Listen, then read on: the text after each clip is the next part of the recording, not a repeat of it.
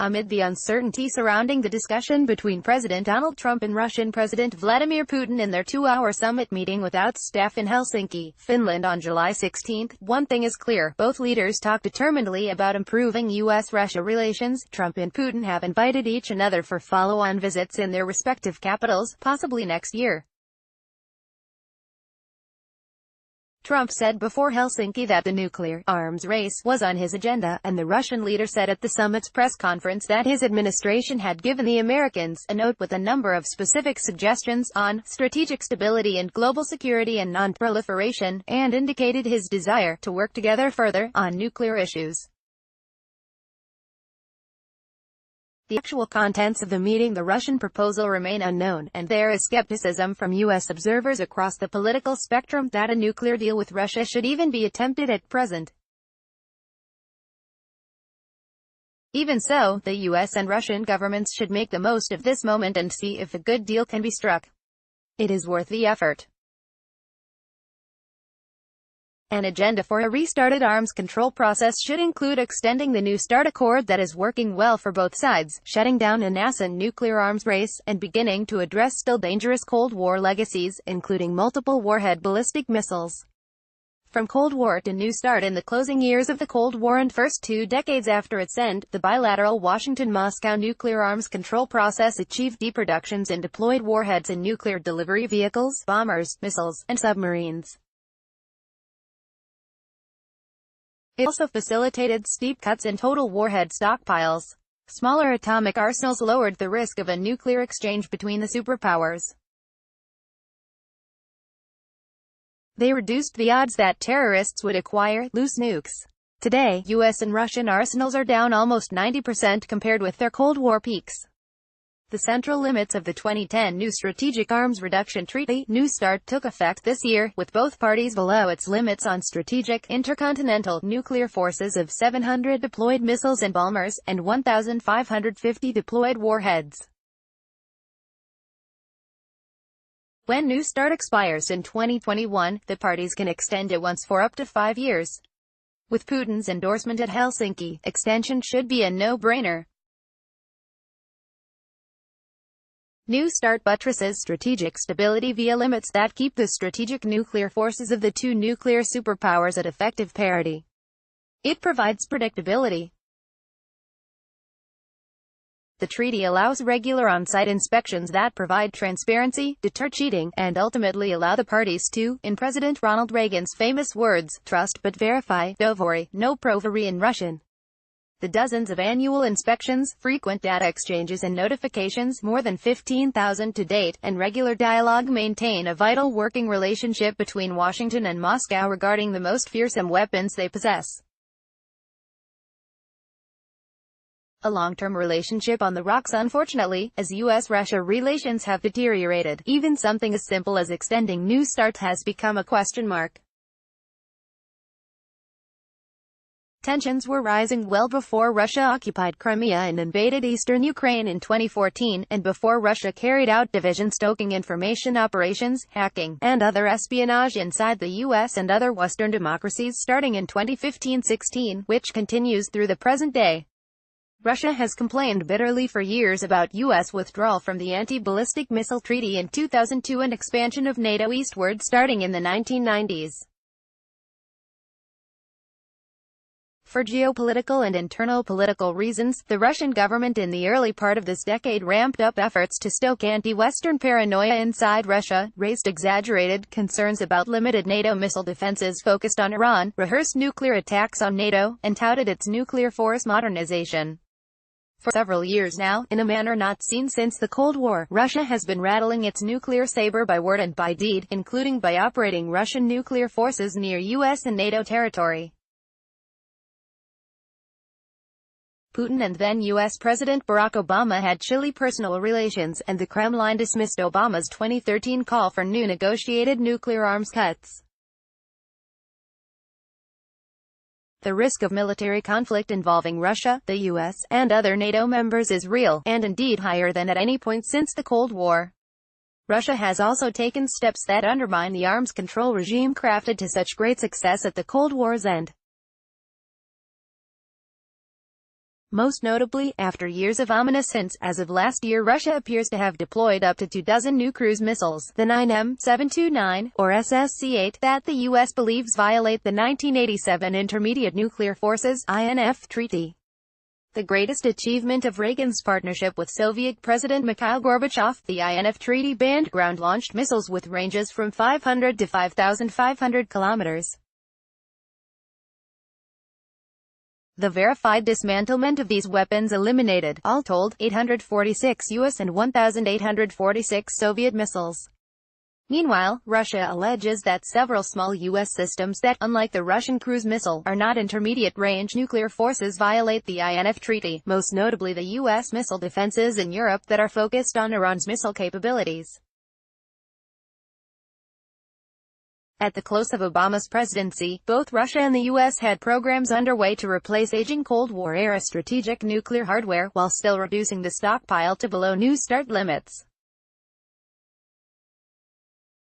But as acrimony and allegations of treaty violations have escalated, the signs of a new arms race have stacked up.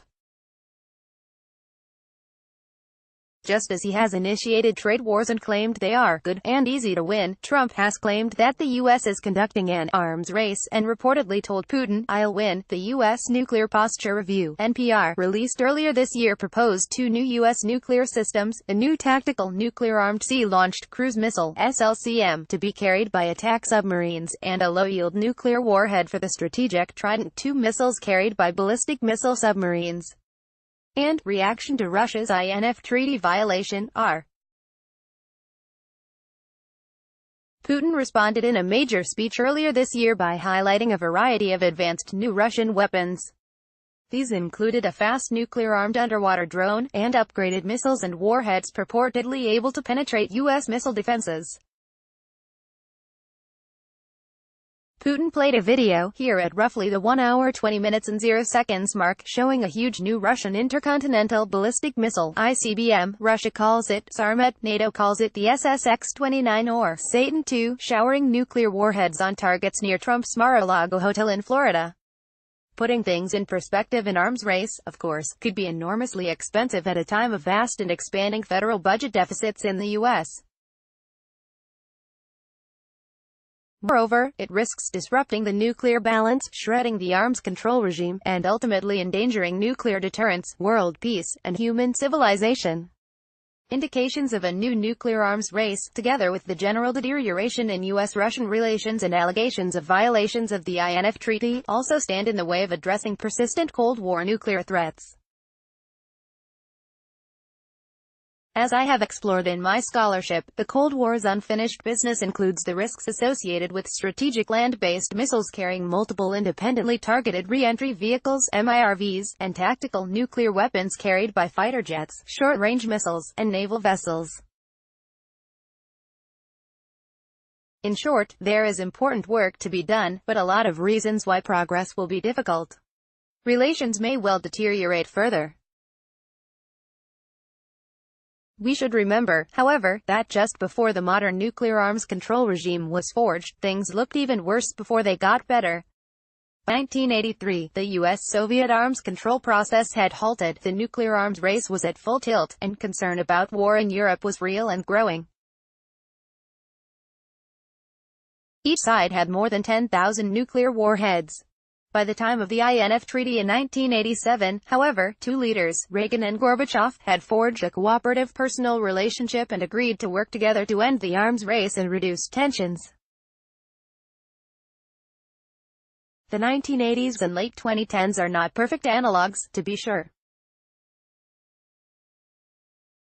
Geopolitics, the Washington-Moscow relationship, the domestic politics of both countries, and the motives of the 2 leaders seem even more complex today. Even so, Trump and Putin do seem to want to get along, and there are nuclear problems to be addressed. A package deal. If Trump and Putin want to do a nuclear deal, here is where they should start. First, they should extend New START. The treaty's limits would put a lid on the U.S.-Russian race in global-range strategic nuclear forces through 2026. The parties could replace Cold War systems but avoid any net increase in deployed forces.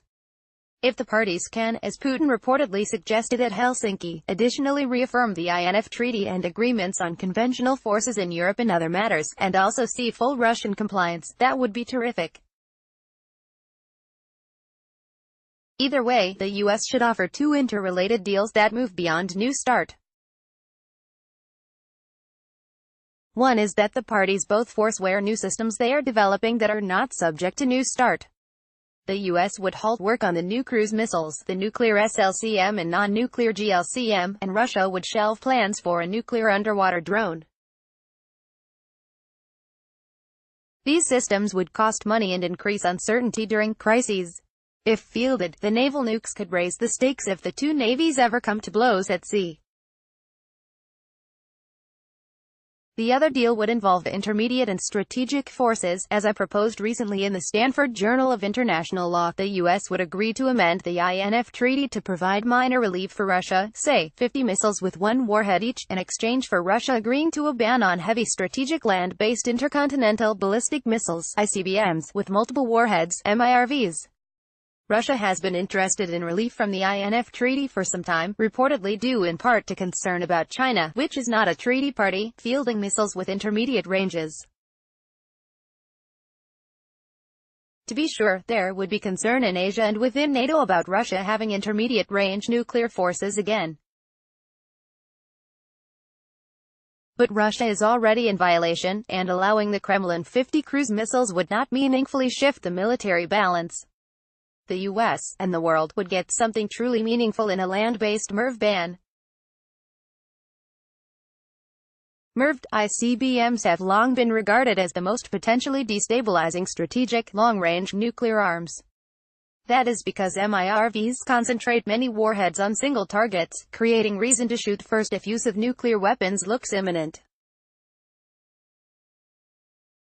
Both sides know that one or two attacking warheads could destroy up to 10 warheads on one MIRV target missile, fostering use it or lose it pressure in a crisis both to attack MIRV missiles first and to fire MIRV missiles first. Such shoot-first incentives undermine strategic stability, alignment of incentives against use of nuclear weapons. In the interest of strategic stability and achieving treaty limits, the U.S. deMIRVed its land-based missiles, all have one warhead each.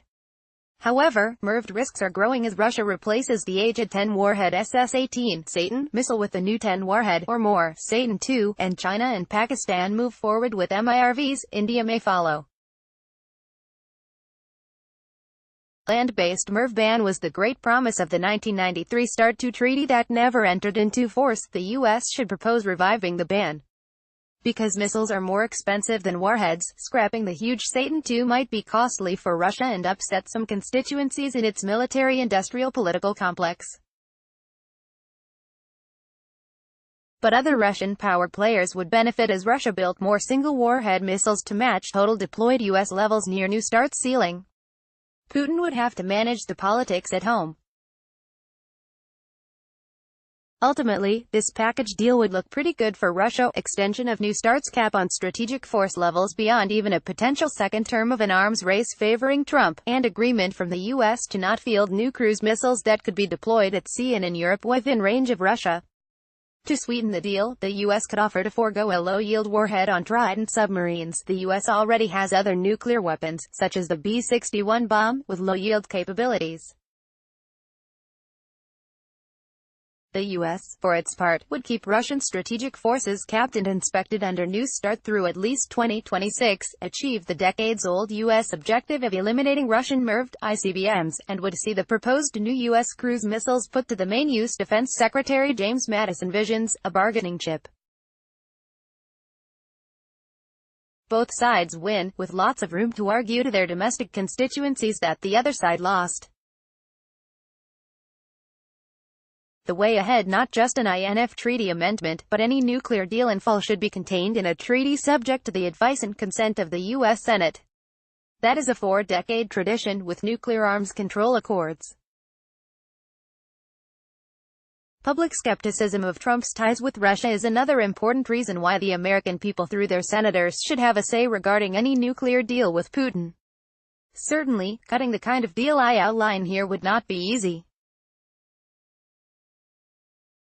U.S.-Russian tensions across a wide swath of issues, other agenda items such as Ukraine and Syria, the NASA nuclear arms race, and the lack of even a joint communique emerging from Helsinki are not encouraging. But whatever potential is there for a nuclear deal should be pursued.